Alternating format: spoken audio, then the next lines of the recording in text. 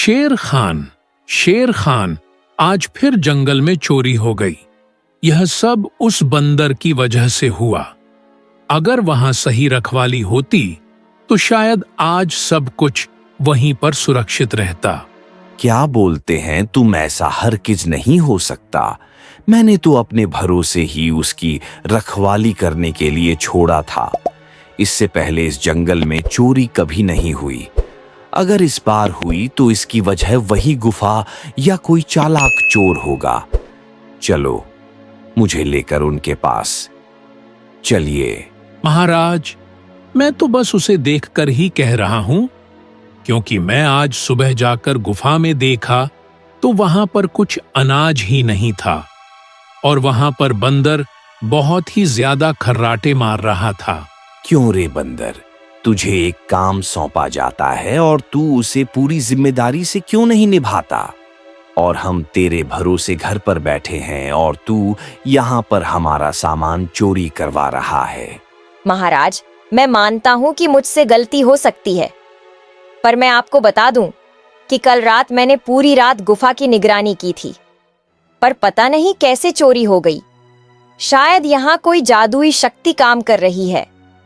मैं तो पूरी रात भर जाग रहा था, लेकिन पता ही नहीं चली कब ये सामान गायब हो गया। महाराज, मुझे माफ कर दो। अरे मूर्ख बंदर, इससे पहले इस जंगल में चोरी नहीं हुई थी, लेकिन जब से तुम इस गुफा की रखवाली करने लगे हो, छोटी छोटी चीजें गायब होने लगी हैं। महाराज, इस बंदर को डांटने से कुछ नहीं होगा। अब ऐसा करिए कि हमें सच का पता लगाना होगा और उसके लिए मुझे बड़ा जासूस चाहिए।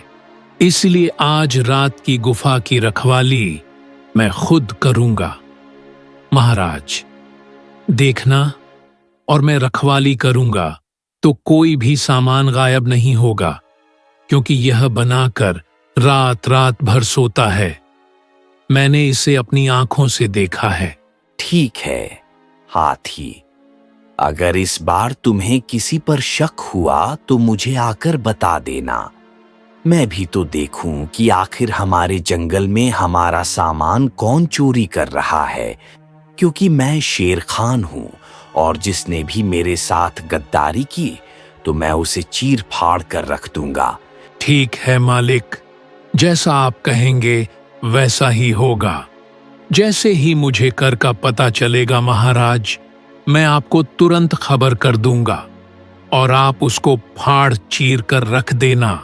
जैसे ही हाथी ने शेर खान से ये कहा तो शेर खान वहाँ से चला जाता है और शेर खान के जाने के बाद में तो वहाँ पर बंदर हाथी से कहता है, क्यों हाथी, तू अपने आप को बहुत समझदार समझता है। तुझे क्या लगता है मैंने पूरी रात नहीं जागकर गुफा की निगरानी की? मैं पूरी रात जागकर रखवाली कर रहा था, पर फिर भी चोरी हो गई। हाथी, मुझे बता, ये जो चोरी हुई है किस चीज की हुई है? पागल बंदर, तुझे बिल्कुल भी पता नहीं कि सारा सामान गायब हो गया है और अब भी तू मुझसे पूछ रहा है कि सामान क्या चोरी हुआ है।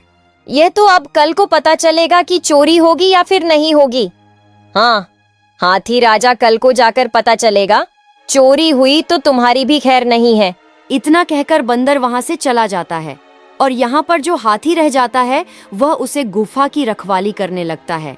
लेकिन रात में बेचारा हाथी गुफा की रखवाली करते करते उसे बहुत ही तेजी से नींद आने लगती है और नींद आने के कारण बेचारा हाथी की आंख लग जाती है और वह सो जाता है। और जैसे ही जब सुबह होती है तो शेर खान और बंदर आते हैं। देख रहे हो महाराज, जो बड़ी बड़ी बातें करता है अक्सर वह कुछ नहीं कर पाता। कल उसने कहा था कि मैं पूरी रात गुफा की निगरानी करूंगा और अभी देखो कितनी आराम से सो रहा है। अरे मूर्ख हाथी, अब तो उठ जा। शेर खान तेरे सामने खड़ा है और तू अब तक सो रहा है। बात तो तुम सही कहते हो बंदर, अपने इतनी जोर जोर से बातें कर रहे हैं, फिर भी यह हाथी उठने का नाम नहीं ले रहा है। भला इसने रात में रखवाली कैसी करी होगी? जैसे ही शेर खान ने इतना कहा तो हाथी घबराकर उठकर खड़ा हो गया और शेर खान के सामने बोला, महाराज मुझे माफ कर दीजिए, मैं कब सो गया पता ही नहीं चला। जरूर यहाँ कोई जादुई शक्ति है जो हमें बेहोश कर देती है और सामान चोरी कर कर ले जाती है। जैसा कि आपने देखा था, कल बंदर सो गया था और आज मैं सो गया। चल हाथी, अब तू और बहाने मत बना बंदर। तू जाकर देख तो कि आखिर आज क्या क्या चोरी हुआ है। जैसे ही बंदर गुफा के अंदर जाकर देखा है तो वही सामान गायब होता है जो कल हुआ था, और बंदर शेर खान को पूरी बात बता देता है। कहता है कि सामान सब चोरी हो गया है। शेर खान बहुत ही ज्यादा गुस्सा हो जाता है और कहता है, आखिर किसकी हिम्मत है जो मेरे जंगल में चोरी करे? किसे अपनी मौत का डर नहीं? कौन है जो ऐसा कर रहा है? मेरे तो कुछ समझ में नहीं आ रहा है कि आखिर मेरे होते हुए जंगल में यह काम कौन कर रहा है। शेर खान बस ये बात बोल ही रहा था कि तभी दूर जंगल से एक बकरी भागती हुई आती है और शेर खान से कहती है, आज रात मेरे घर से मेरा बच्चा चोरी हो गया। मैंने बहुत ढूंढा पर कहीं नहीं मिला। मैंने रात में अपने पास बच्चे को सुलाया था, लेकिन सुबह उठकर देखा तो मेरा बच्चा गायब था। शेर खान, मेरा बच्चा खो गया है, उसे ढूंढ कर ला दो। यह क्या हो रहा है जंगल में? मुझे कुछ समझ में ही नहीं आ रहा है। आखिर हमारे जंगल में हमारा दुश्मन कौन बन गया है जो हमारी गुफा में से सामान चोरी कर रहा है, और बकरी तेरा बच्चा भी चोरी कर लिया है। चलो अब सबसे पहले खरगोश के पास चलो। आप अचानक यहाँ कैसे आए? क्या मैं कोई गलती कर दी है महाराज? मुझे कोई गलती हो गई हो तो मुझे माफ कर दो महाराज। और मेरे ये बात समझ में नहीं आ रही है महाराज कि आप अचानक आए तो आए कैसे? खरगोश भाई, 2-3 दिन से कुछ अजीब सा हो रहा है हमारे जंगल में, क्योंकि हमारी गुफा में से कुछ सामान चोरी हो गया है। और अभी अभी मुझे एक बकरी मिली थी। वह बकरी कह रही थी कि मेरा बच्चा चोरी हो गया है। पता नहीं कौन अपने जंगल में आ गया है जो सब ऐसा कर रहा है। अब तो मुझे बिल्कुल यकीन हो गया है कि आखिर जंगल में सामान चोरी कौन कर रहा है और बकरी का बच्चा चोरी किसने करा था। जैसे ही खरगोश ने इतनी बात कही तो शेर खान के पैर तले जमीन खिसक गई। शेर खान जल्दी से बोल खरगोश से, अरे खरगोश भाई, तुम कहना क्या चाहते हो? साफ साफ तो कहो कि आखिर माजरा क्या है, और जो जंगल में चोरी हो रही है आखिर कौन जानवर चोरी कर रहा है? मेरे कुछ समझ में नहीं आ रहा है, मुझे कुछ तो समझाओ। महाराज, मैं पूरे यकीन के साथ तो नहीं कह सकता, लेकिन हाँ, मैंने देखा है। मैंने देखा था कि चालाक लोमड़ी और कल बगैर दोनों बातें कर रहे थे कि शेर खान को बहुत ही जल्दी मार डालेंगे, और उसने यह भी कहा था कि शेर खान को ऐसे नहीं मारेंगे बल्कि उसकी कमजोरी ढूंढेंगे। तुम्हारी कमजोरी तुम्हारा सामान था, और वही लोग सामान चोरी कर कर तुम्हें मारना चाहते हैं। अरे खरगोश भाई, तुम ऐसे कैसे कह सकते हो? क्योंकि काला वगीरा वह तो मेरा सगा भाई है। वह मेरे साथ ऐसा कैसे कर सकता है? क्योंकि वह तो आखिर मेरा भाई है ना। अगर तुम रहते हो तो चलो, तुम सब उनको देख कर आओगे। आखिर कहाँ पर है वह जंगल में? शेर खान की बात सुनकर खरगोश और तमाम उसके साथी काला वगीरा और चालाक लोमड़ी को ढूंढने के लिए निकल पड़ते हैं।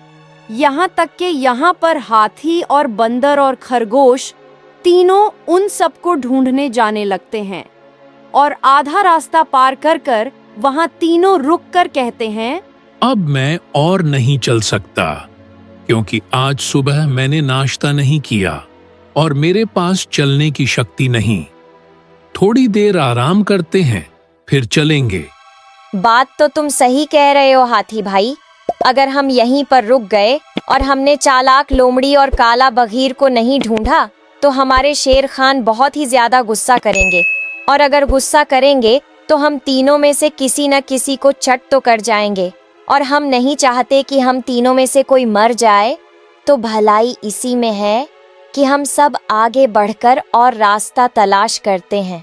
शेर खान के डर के मारे इसीलिए तीनों अपना सफर जारी रखते हैं, और चलते चलते जंगल के अंतिम छोर पर पहुंचते हैं। अंतिम छोर एक ऐसा जंगल था जहां पर आज तक जो भी जानवर गया वापस नहीं आया। तीनों जानवर डर रहे थे, आखिर हमें कुछ हो नहीं जाए। चूंकि बुजुर्ग कहते हैं कि यह अंतिम छोर सबसे खतरनाक है और जो पेड़ के उस पार गया वह कभी वापस नहीं लौटा, तो क्या आगे बढ़ना चाहिए?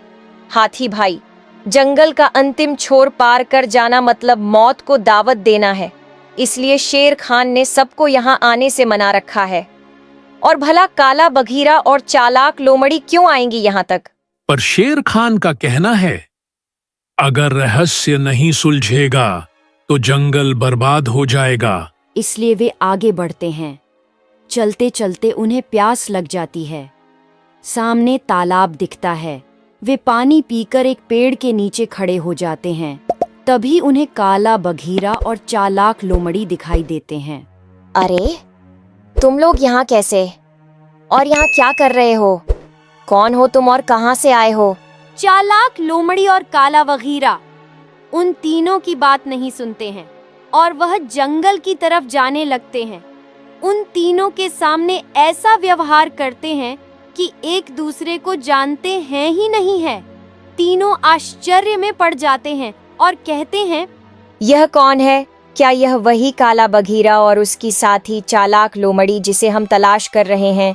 शायद मेरी आंखें गलत नहीं दिखा रही।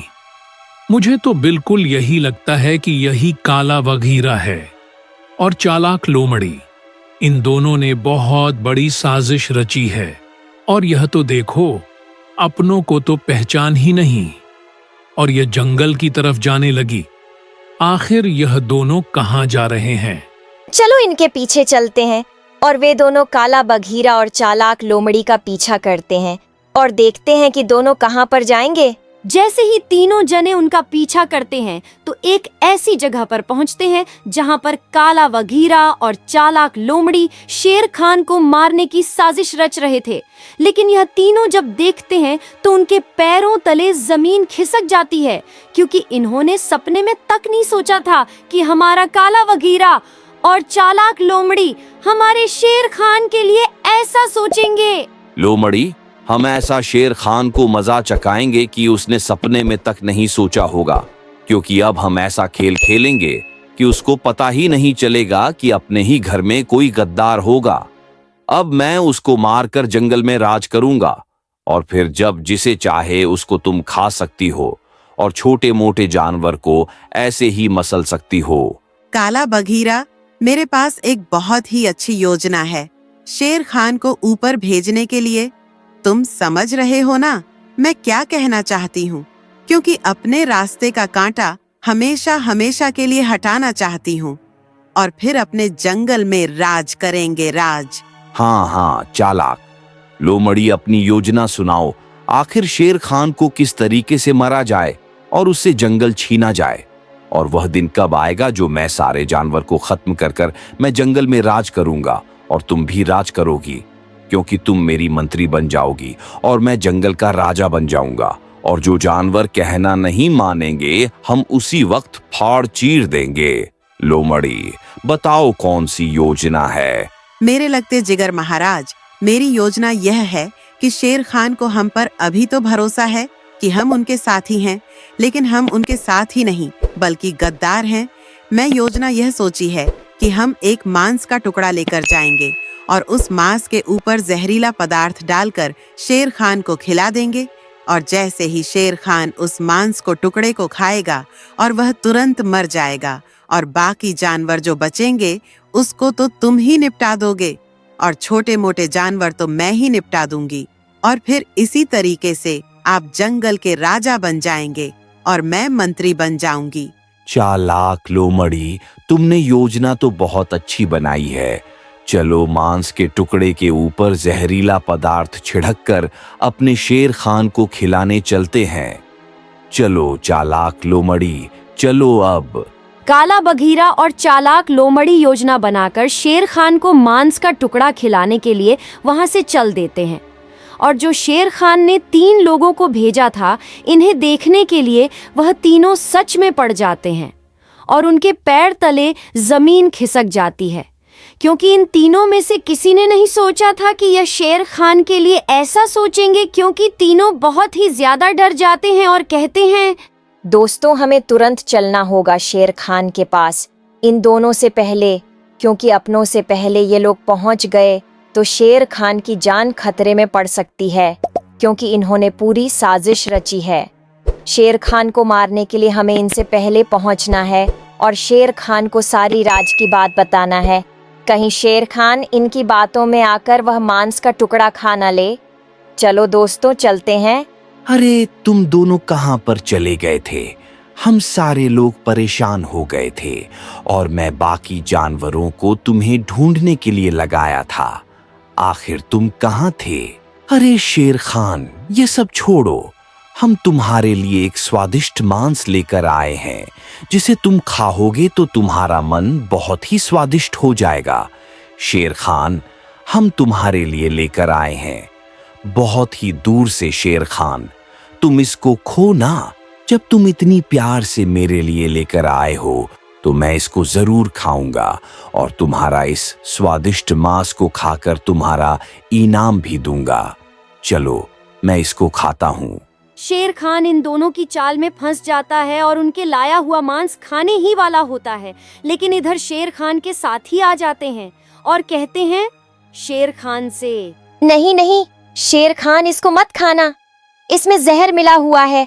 ये दोनों तुम्हें मारकर तुम्हारा जंगल छीनने का इरादा कर रहे हैं। शेर खान, तुम इसे बिल्कुल भी मत खाना, इसमें जहर मिला हुआ है। अरे शेर खान, तुम इन छोटे छोटे जानवर की बातों में क्यों आ रहे हो? अरे कुछ नहीं मिला हुआ है, खाओ तो सही, स्वादिष्ट लगेगा। अच्छा, तो इतना स्वादिष्ट है कि तुम मुझे खिलाना ही चाहते हो, तो पहले तुम खाकर दिखाओ, फिर मैं खाऊंगा। अरे शेर खान, तुम कहाँ इनकी बातों में आ रहे हो? तुम्हें विश्वास नहीं हो रहा है तो देखो लोमड़ी, चलो तुम खाकर दिखाओ। जैसे ही काला वगीरा ने लोमड़ी से कहा तो लोमड़ी की डर के मारे हवा सरक गई और लोमड़ी मन ही मन सोचने लगी कि अगर मैंने यह नहीं खाया तो शेर खान को पता चल जाएगा। तभी लोमड़ी बोली, मैं कैसे खा सकती हूँ इस मांस के टुकड़े को, क्योंकि इसमें जहर मिला हुआ है। मैं मरना नहीं चाहती शेर खान, तुम मुझे माफ कर दो। यह सब इस काले बघीरा का करा धारा है, यह तुम्हें मारना चाहता था। मैंने तुम्हें मारने की कोशिश भी नहीं की है, मुझे माफ कर दो। नहीं शेर खान, ये चालाक लोमड़ी झूठ बोल रही है। इन दोनों ने मिलकर तुम्हें जान से मारने की साजिश रची थी और ये झूठ बोल रही है। शेर खान, तुम इन्हें दोनों को मार डालो। जैसे ही शेर खान ने यह बात सुनी तो शेर खान को बहुत ही ज्यादा गुस्सा आ गया। शेर खान ने तुरंत दोनों को वहीं चीर फाड़ कर रख दिया और उसके बाद में दोनों वहीं पर मर गए और इसी तरीके से शेर खान को एक नई जिंदगी मिल गई। शेर खान अब उन जानवरों के साथ में हंसी खुशी रहने लगा और उसके अच्छे तरीके से दिन बीतने लगे।